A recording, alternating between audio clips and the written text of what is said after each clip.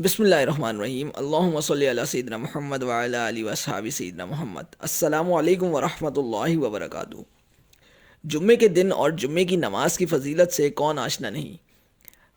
ہم سب کو اس بات کا علم بھی ہے کہ جمعے کی نماز پر جانے سے پہلے غسل کرنا، خوشبو لگانا، صاف ستھرے کپڑے پہننا، ناخن تراشنا اور اول وقت میں اگلی صف میں نماز پڑھنے کو آقا جی صلی اللہ علیہ وسلم نے بہت پسند فرمایا ہے۔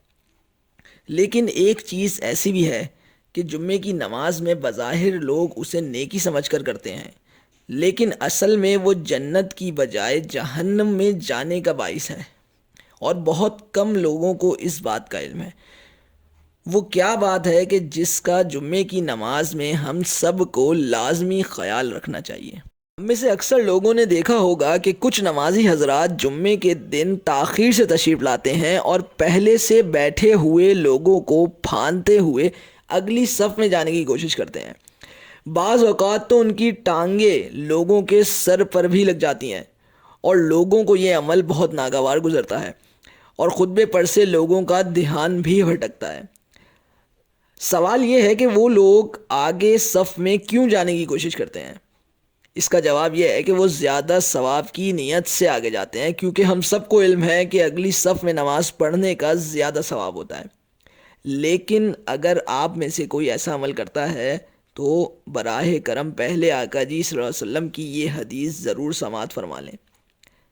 جامع ترمذی میں صحیح حدیث 513 ہے، جس میں رسول اکرم صلی اللہ علیہ وسلم نے فرمایا کہ جمعے کے دن جس نے لوگوں کی گردنیں پھاندیں اس نے جہنم کی طرف لے جانے والا پل بنایا۔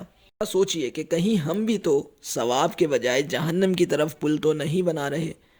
اگر آپ کو اگلی صف میں نماز پڑھنی ہے تو براہ کرم جلد مسجد تشریف لائیں، اور اگر دیر سے آئیں تو پیچھے جہاں جگہ ملے وہیں بیٹھ جائیں، تاکہ اس حدیث میں موجود وعید سے بچ پائیں۔